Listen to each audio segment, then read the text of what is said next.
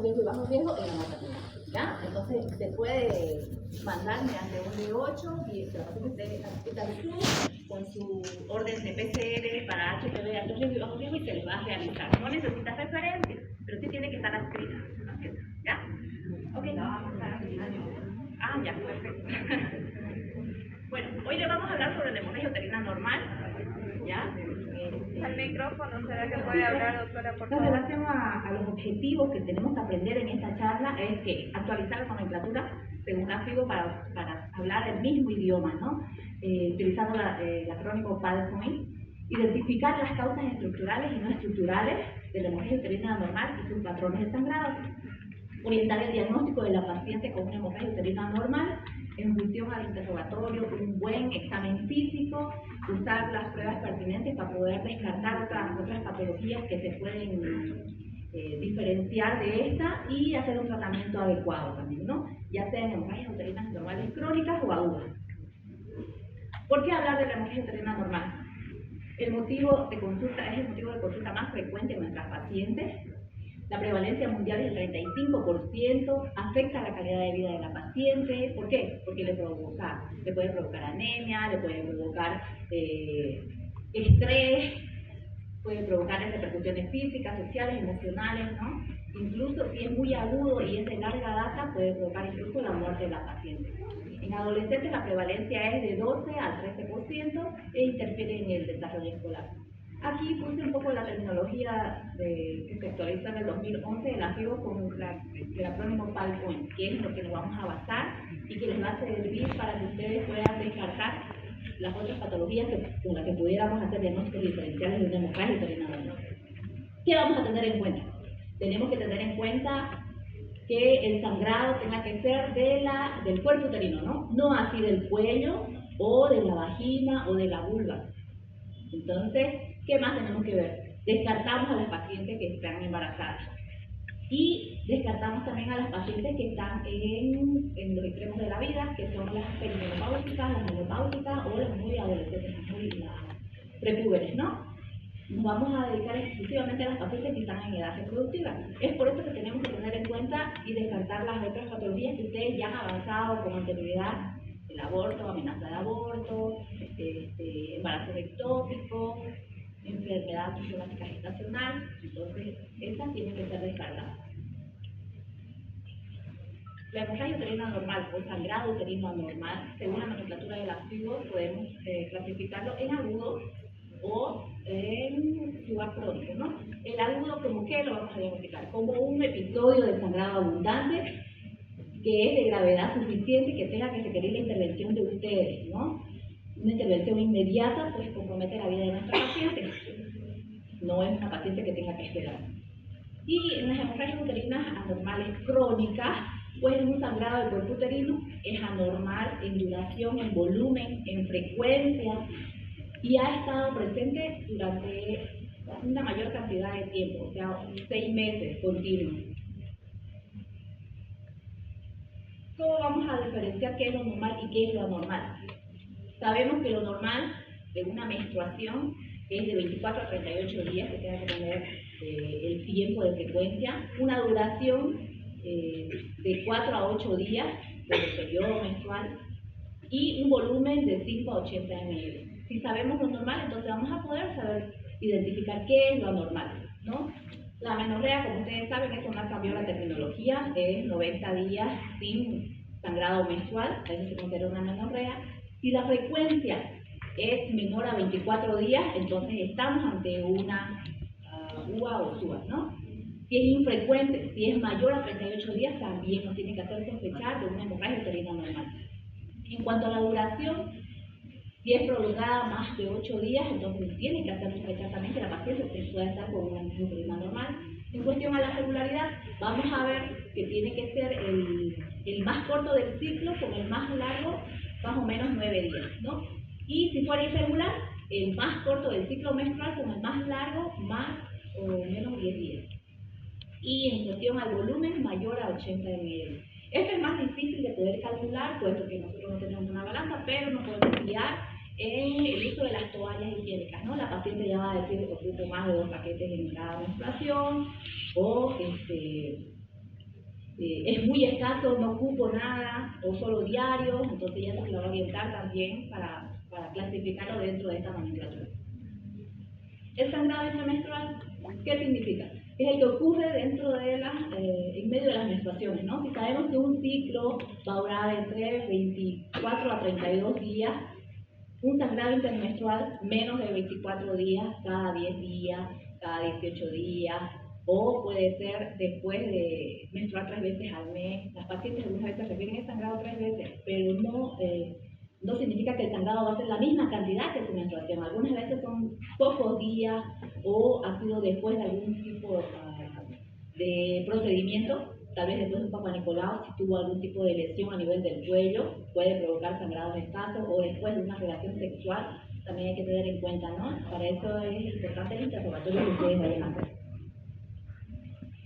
Como dijimos, el acrónimo PAN y el acrónimo COIN fue una terminología que al ser utilizado los diagnósticos de menopausia, sangrado disfuncional u otros términos que confundían, ya que era el vocablo de todos los médicos, no estábamos unificados, se juntaron en el 2010 y fue aprobada, ¿no?, mediante unos expertos en trastornos menstruales en Washington, y desde el 2018 se utiliza este acrónimo que contiene 9 categorías, donde contempla las causas estructurales y las causas no estructurales. Dentro de las causas estructurales, los pólipos, las adenomiosis, los leiomiomas y los tumores, ¿no?, la malignidad. Y entre los no estructurales tenemos las coagulopatías, las disfunciones ováricas, las alteraciones en el endometrio, las iatrogénicas y las no clasificadas, ¿no? Acá podemos ver también, mediante esta nomenclatura fue introducido estos acrónimos, y acá podemos ver las causas estructurales. Como indicamos, los pólipos, ¿qué características va a tener esto? El sangrado va a ser escaso, puede ser intermenstrual, no va a tener necesidad de utilizar toalla higiénica, probablemente solamente al limpiarse la paciente va a notar que está viendo pérdida sanguínea. Puede ser posterior a un acto sexual, porque ustedes saben que el pólipo no siempre está en el fondo uterino, algunas veces llegan o construyen el seno, ¿no? En cuanto a la adenomiosis, este tejido que ha migrado de la capa basal del endometrio pues provoca inflamación dentro de la musculatura uterina. ¿Y esto qué le va a dar? Dolores a las pacientes, sangrado irregular en escasa cantidad también, pero no va a haber una deformación de la parte anatómica del útero al hacer un tacto bimanual, ¿no?, al examinar a la paciente. A lo contrario del mioma o leiomioma, que sí le va a dar una deformación en la estructura de nuestro útero, y eso ustedes van a poder detectarlo, o también, ustedes saben que ahora es muy fácil realizar una ecografía, es muy accesible, y las pacientes normalmente ya llegan con ese estudio a la consulta, entonces también les pueden orientar. Y en cuestión a la malignidad, pues verificar si hay carcinomas de endometrio o algún otro tipo de tumor, ¿no?, que son muy infrecuentes, y el sangrado ya es de larga data, ¿no? No va relacionado con la menstruación, y son sangrados de características distintas, no rojos rutilantes, sino rojo más oscuro o de color achocolatado. En cuanto a los no estructurales, vamos a comenzar con las coagulopatías. Dentro de esta, la enfermedad de von Willebrand es la más común, y la púrpura trombocitónica idiopática, ¿no? Entonces, yo no voy a pensar, si el paciente llega sangrando, no voy a pensar lo primero en una coagulopatía, puesto que es infrecuente, ¿no? Entonces, ¿qué tengo que hacer? Descartar. Entonces, ¿cómo voy a descartar? Mediante el interrogatorio, indicando a mi paciente desde cuándo está sangrando, si sus menstruaciones son abundantes desde el inicio de la menarquia, o ha sido posterior a algún tipo de procedimiento, si la paciente es una paciente puérpera, si ha tenido algún procedimiento quirúrgico o procedimiento dental, ¿no? Si tiene antecedentes de equimosis, epistasis, hemorragias o antecedentes familiares. Entonces, al hacer este interrogatorio, si la paciente nos responde sí, he tenido, o es frecuente que haya equimosis en mi cuerpo, o tengo antecedentes familiares, entonces ya me pueden orientar en que puedo estar cursando con una coagulopatía, ¿no? Y ante eso, pues mi solicitud de laboratorio va a ser distinto. Pero claro que es menos frecuente, ¿no? En cuanto a la difusión ovárica, es un sangrado uterino anormal causado por trastornos endocrinos. ¿Qué quiere decir eso? Que alteran los mecanismos fisiológicos normales, ¿no? Que alteran la función menstrual normal, que no tiene causa orgánica. ¿Qué quiere decir entonces? Que todo es a nivel hormonal, a nivel del sistema nervioso central, la hipófisis y el hipotálamo, ¿no? Las causas no estructurales, los problemas más frecuentes son los ciclos anovulatorios. Estos están en un 80-90% de las pacientes. Y si no ovulo, clínicamente el sangrado es infrecuente también, ¿no? Esto es muy común en las pacientes que han presentado sus primeras menstruaciones, ¿no? En las niñas que han comenzado con las primeras menstruaciones es frecuente que tengan sangrados irregulares, entonces 2-3 veces al mes, pero la cantidad no va a ser abundante, va a ser escasa también. Y eso mediante un interrogatorio ustedes pueden descartar fácilmente. Como les indiqué, las causas de anovulación más comunes son alteraciones en el hipotálamo, las pacientes muy atléticas que consumen andrógenos, las pacientes que están sometidas a un estrés, trastornos de alimentación, alteraciones en la hipófisis. Entonces, todas estas pacientes pueden tener SUBA o UAS, ¿no? Emociones uterinas anormales. También tener en cuenta que los primeros problemas de ciclos anovulatorios, con alteraciones en la tiroides, el hipotiroidismo, alteraciones a nivel de las glándulas suprarrenales y el síndrome ovario poliquístico, que es el más común y es el de más fácil diagnóstico también, ¿no? ¿Cómo diagnóstico? Mediante el sangrado infrecuente, y si no hay patología estructural, entonces eso va a dar una pauta de que esta paciente puede estar cursando con una hemorragia uterina normal por anovulación. Otra causa es la disfunción ovárica. ¿A qué se refiere eso? Sabemos que el ciclo ovárico, lo vamos a hacer bien breve y más práctico para que no nos tardemos, está contemplado dentro de ello los estrógenos y las progesteronas, ¿no? Tenemos ciclos donde hay supresión. Al haber supresión de estrógenos, pues va a haber sangrados irregulares. Si hay supresión de progesterona, también va a haber sangrados irregulares entre las menstruaciones. ¿Y qué significa la terminología de difusión? Que hay estos sangrados por una continua, porque hay un continuo nivel, ya sea de progesterona o estrógeno. Dentro de estos ejemplos, pues la difusión de progesterona va a provocar ¿qué? Una hemorragia uterina, que es la menstruación, ¿no? Pero esta es cíclica, que quiere decir que va a venir cada 24 o 32 días. También el olvido de una pastilla. Si nosotros preguntamos a la paciente si está utilizando algún método hormonal y ella me dice, sí, me olvidé, doctora, 2 noches. Entonces, esa puede haber sido una causa de sangrado. ¿Por qué? Por deprivación hormonal. Otra causa de disrupción es el implante. Sabemos que ahora hay muchas pacientes que utilizan como método anticonceptivo el implante. Pero el implante tiene sus características, ¿no? Una paciente que pesa más de 80 kilos, el implante ya no va a durar 4 años. Entonces, va a ser menos. El primer año puede cursar con sangrados irregulares o amenorrea. ¿Por qué? Porque hay una atrofia del endometrio. Y el ciclo anovulatorio, donde hay una cantidad de estrógenos continuos y la proliferación es cíclica, ¿no? También puede provocar eso. Nos vamos a basar más en lo del ciclo anovulatorio. Hay que preguntar bien a la paciente desde el inicio de sus primeras menstruaciones y los antecedentes de si tenían antecedentes familiares de hemorragias uterinas anormales en la madre, en la hermana. Terminando con el acrónimo, vamos a ver las causas endometriales, que son muy infrecuentes, pero hay que tenerlas en cuenta por una deficiencia de la producción de los vasoconstrictores, la endotelina y las prostaglandinas F, ¿no? Hay una lisis acelerada del coágulo endometrial, por lo que se produce una excesiva cantidad de plasminógenos. Y hay un aumento de la producción local de las sustancias que promueven la vasodilatación, como las prostaglandinas y las prostaciclinas.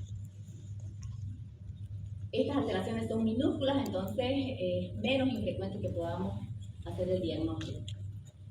Y entre las iatrogénicas tenemos pues el mal uso de los métodos anticonceptivos, las píldoras o el mal uso de los implantes, como les indiqué, tienen también sus características para poder utilizarlos.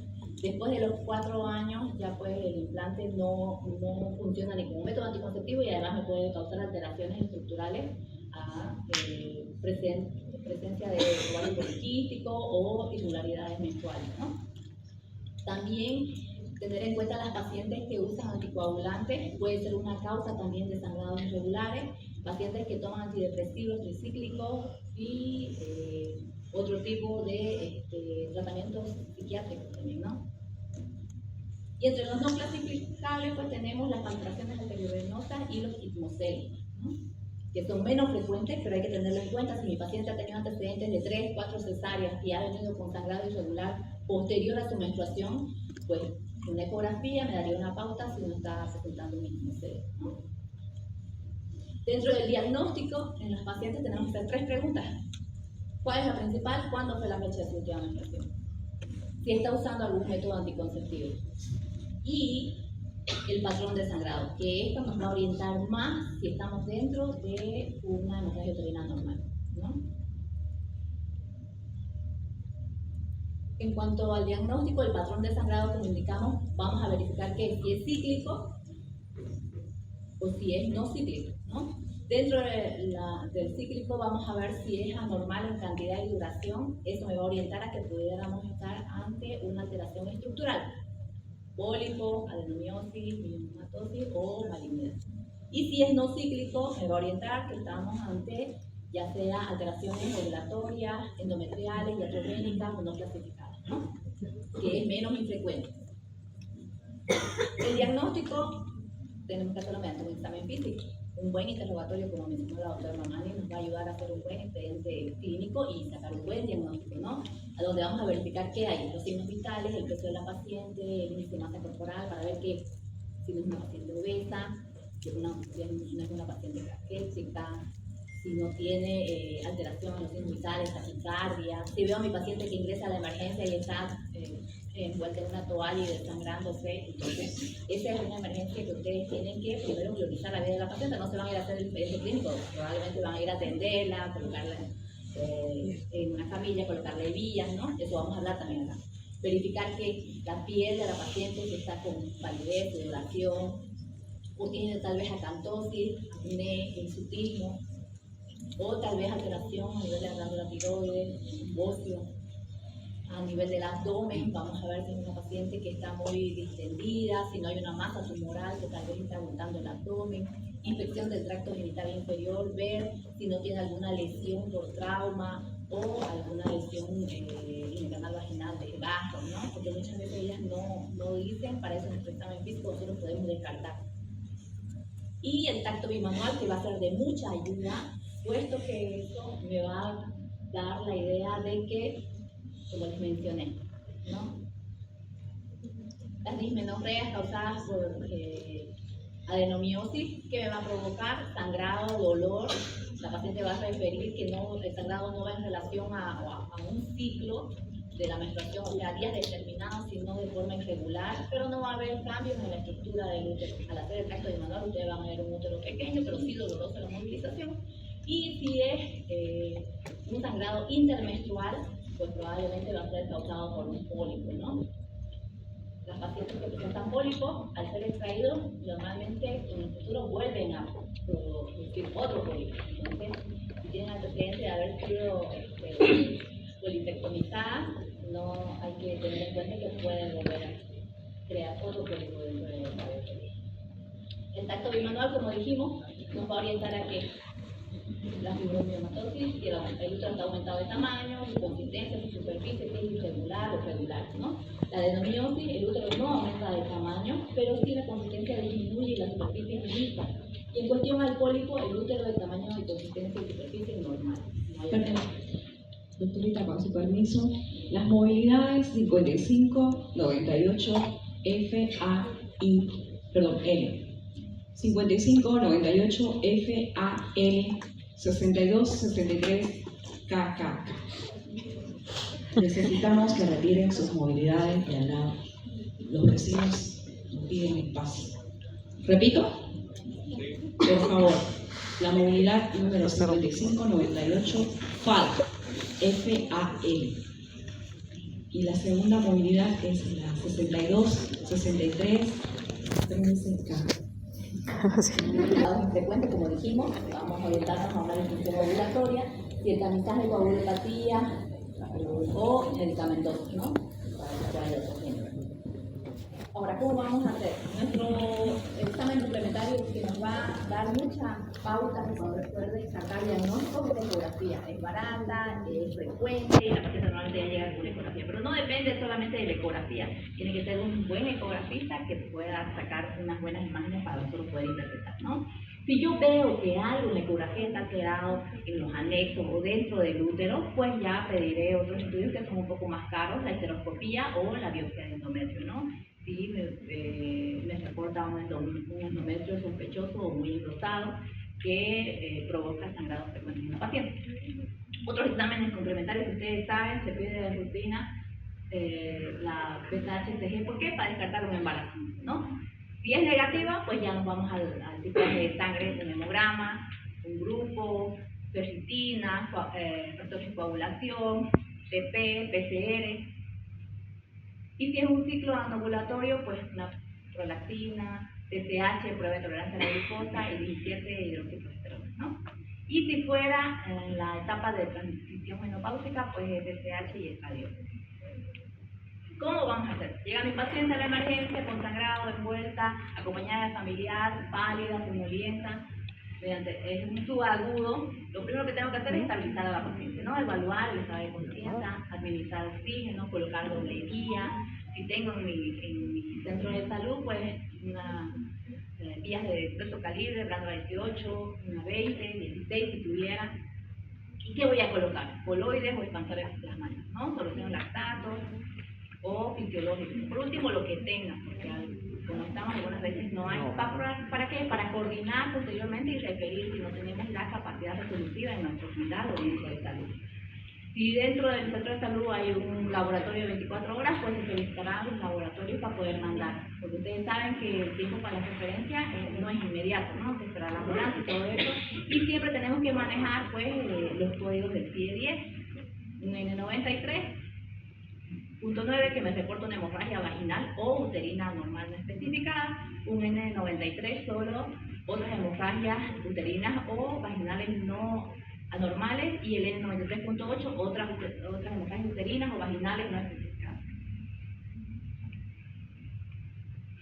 ¿Qué más puedo hacer si el paciente está mal? Una compresión aórtica externa, ustedes ya han avanzado ese tema, una técnica de SEA o balón de Bartley. Si no tengo balón de Bartley, seguramente en la clase que estuvieron se puede utilizar un preservativo con sonda Foley para poder hacer una compresión interna del útero y así disminuir el sangrado, ¿no? Hasta que nuestra paciente pueda llegar a un centro de mayor resolución.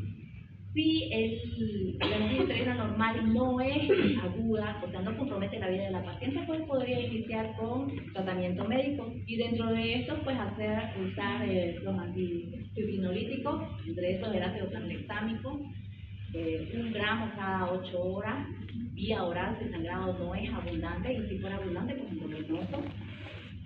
Los AINES, entre ellos el ibuprofeno o el naproxeno, ¿no? Que está al alcance, o un método hormonal. Entre estos, el más común, el minifinón, que es el que tenemos en el centro de salud, ¿no?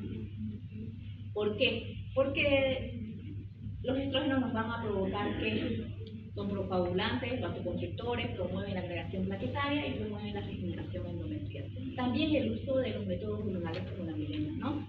Aunque es un método de costo más elevado, pero si la paciente pudiera conseguirlo, sería excelente. En cuanto al tratamiento, como dijimos, primero es el tratamiento médico, no ser agresivos en primera línea, pero si aún con el tratamiento médico no se puede mejorar el estado de la paciente, pues ya se la orientará para que ella pueda proceder mediante el tratamiento quirúrgico, ya sea la embolización de las arterias uterinas, la miomectomía o polipectomía o una histerectomía radical, ¿no? He aquí un resumen de lo que hemos visto, que es un sangrado uterino anormal, variación del ciclo menstrual anormal, que incluye irregularidad en la cantidad, el volumen y la frecuencia, ¿no? Que va a tener un patrón irregular, quiere decir que va a salir dentro del rango que consideramos normal, duración más de 8 días, con una cantidad más de 80 ml y con una frecuencia mayor o menor a 24 días a 38, ¿no?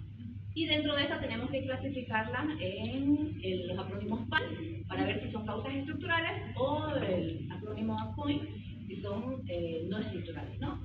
El diagnóstico clínico y la ecografía nos puede ayudar mucho para poder descartar si son problemas estructurales, y el tratamiento pues son los AINES, ibuprofeno, ácido naproxeno, ácido tranexámico y anticonceptivos hormonales. Gracias.